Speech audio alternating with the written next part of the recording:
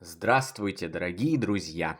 Меня зовут Павел Иванов. Я писатель, специалист по работе с горем и скорбью, исследователь жизни после смерти и потустороннего мира, автор книжного цикла «Жизнь после жизни есть, я знаю» и этого подкаста. В сегодняшнем выпуске я отвечу на один из самых часто задаваемых вами вопросов. Можно ли пользоваться вещами усопшего и не приведет ли это к дурным последствиям в виде разнообразных некропривязок или досрочному отбытию на тот свет вслед за умершим? Приступим. Многих, кто потерял родных, близких и дорогих людей, волнует вопрос, можно ли пользоваться вещами этих людей, жить в их квартирах, спать на их кроватях, использовать их постельное белье, оставлять их фотографии висящими на стенах, и как делать это правильно, так, чтобы не притянуть к себе какую-нибудь страшную некропривязку. И снова возникают подобные вопросы из-за некорректной ориентации нашего материального мира. Средства массовой информации, фильмы ужасов, художественная литература, так называемые мистические истории в интернете без устали работают на создание страхов и рисуют образ усопшего как кого-то, кого надо опасаться. С малых лет нам внушают, что мертвецы– это злобные создания, проживающие где-то в мрачном астрале, страстно желающие и готовые в любой момент завладеть нашими телами. Эти вещи умершего ни в коем случае нельзя хранить дома. Истерично вопят громкие заголовки мистических статей. Шарлатаны и мошенники, представляющиеся экстрасенсами, рассказывают сказки про дурную энергетику, некротические привязки и проклятые вещи. И, разумеется, предлагают свои услуги по снятию проклятий. Отовсюду, включая даже религиозные организации, поступают в кавычках «мудрые советы», что вещи, оставшиеся от умершего человека, нужно обязательно сжечь, раздать, выкинуть, а еще лучше перед этим провести над ними очистительные обряды. Дошло до того, что вдовам, к которым мужья приходят во сне, чтобы сообщить, что они живы и с ними все в порядке, на полном серьезе рекомендуют не вступать с ними ни в какие диалоги, а безапелляционно прогонять их, чтобы, не дай бог, не уйти вслед за ними. Страх смерти безраздельно властвует над людьми и заставляет совершать разные глупости. Одни эти глупости выдумывают, другие прислушиваются к ним и закрывают для себя истинные знания, которые призваны освободить от страхов и дать уверенность в том, что все мы вечно живые духовные сущности, временно получающие на Земле материальный опыт. На самом же деле, наши усопшие родные и близкие– это самая великая, добрая и светлая сила, способная исключительно на добро и любовь по отношению к нам. Перейдя порог смерти физического тела, они приобретают духовные возможности, с помощью которых могут осуществлять поддержку, исцеление наших хворей и предупреждать нас об опасностях. Мне выдалась такая непростая жизнь, что большинство моих родных и близких умерли вперед меня. И я могу с абсолютной уверенностью утверждать, никаких злобных мертвецов, которых нужно опасаться, не существует. Мои любимые приходят ко мне во снах, отправляют различные послания, о которых я вам уже рассказал и еще расскажу в дальнейшем. Поддерживают меня в начинаниях и в работе, защищают от опасностей и исцеляют мое здоровье.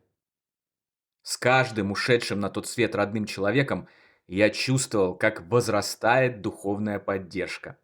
На каждую свою мучительную потерю я получал еще больше утешения и помощи.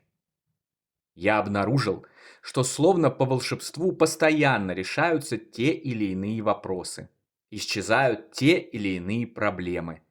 Я своими глазами увидел, как меня оберегают от различных опасностей и посылают советы, как действовать в затруднительных положениях. Когда в тонкий мир перешел самый мой родной и близкий человек, уже знакомый постоянным зрителям наших каналов и читателям наших книг Данька, начались совсем уж какие-то чудесные и волшебные по нынешним понятиям события, отмахнуться от которых не может даже самый последний скептик. Эти события полностью изменили мою жизнь, вернули меня на духовный путь и из скептика-материалиста превратили в человека, уверенного, что важны только истинные ценности – любовь, прощение и знание. И я совершенно спокойно пользуюсь оставшимися от него вещами. Ношу одежду, которая подошла. Живу в квартире, где он провел несколько лет после приезда из нашего родового гнезда на Сахалине. И даже сплю на постельном белье, на котором он, находясь уже в предсмертном состоянии, провел последние дни этой земной жизни, отправленный врачами домой после химиотерапии. Ни разу я не испытал какого-либо негативного влияния этих вещей. Наоборот, чудесные и волшебные события продолжают происходить, раз за разом доказывая, что Даня рядом и принимает активное участие в жизни своих родных. Раньше я частенько видел кошмары во сне. Теперь же я смотрю только добрые и приятные сновидения. Кошмары перестали сниться от слова совсем. Добрая энергетика безусловной любви, принятия и поддержки ощущается всеми фибрами души. В 2013 году, на 92-м году физической жизни, умерла моя золотая бабуля, Татьяна Васильевна Ткач. Блокадница, героиня Великой Отечественной войны и просто очень хороший, добрый и светлый человек, давший мне правильное воспитание и личным примером показавший, что должны значить для нас настоящая любовь и семья. Через 2 месяца после ее ухода я сильно заболел. У меня стали развиваться приступы непонятного происхождения в голове, от которых отнималась правая половина тела, пропадала речь и приходила невероятная по силе головная боль. Однажды такой инсультный приступ застал меня в дороге. Мне было невероятно плохо. Я с трудом добрался до бабушкиной квартиры, из последних сил открыл дверь и упал в ее кровать, накрывшись ее одеялом. Уже через несколько мгновений я почувствовал, что приступ проходит, боль отступает, а меня как будто окружили многоцветным коконом из тепла, заботы и любви. Еще через несколько минут я безмятежно уснул. Тогда я еще не был готов победить свои скептические предубеждения насчет продолжения жизни после жизни и счел все это совпадением.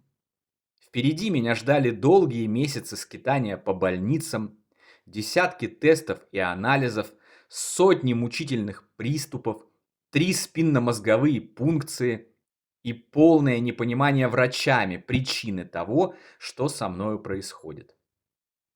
Я уверен, вещами дорогого усопшего не только можно, но и нужно пользоваться, не боясь никаких выдуманных некротических привязок и прочих страхов, засаживанных нам в сознание намеренно, по глупости или из-за невежества. Оставаясь в комнате, где умер родной или близкий человек, не нужно трястись и бояться с наступлением темноты. Наслаждайтесь возможностью побыть в месте, где проводил свои дни ваш любимый. В месте, которое в момент его перехода соприкоснулось с миром истинной любви и наполнилось позитивной энергией. Не нужно сжигать постельное белье, раздавать одежду, продавать драгоценности, квартиры и машины. С удовольствием пользуйтесь этими вещами. Пусть они напоминают вам о любимых и создают защитный экран вокруг вас. Рано или поздно придет день, когда и мы будем совершать свой переход. И чем больше истины о потустороннем мире и наших усопших родных мы узнаем, тем проще и приятнее будет этот переход. И тем спокойнее нам будет оставлять наших еще живущих любимых, чем больше мы будем уверены в том, что они тоже знают правду. На сегодня это все, дорогие друзья. Подписывайтесь на наш канал, ставьте лайк, поддерживайте нас донатом, приходите в наши каналы в мессенджерах. Приобретайте наши книги цикла «Жизнь после жизни есть, я знаю» и «Онкология и душа». Все необходимые ссылки вы найдете в описании видео. Всего вам самого лучшего, волшебного и замечательного. До новой встречи. Всегда ваш Павел Иванов.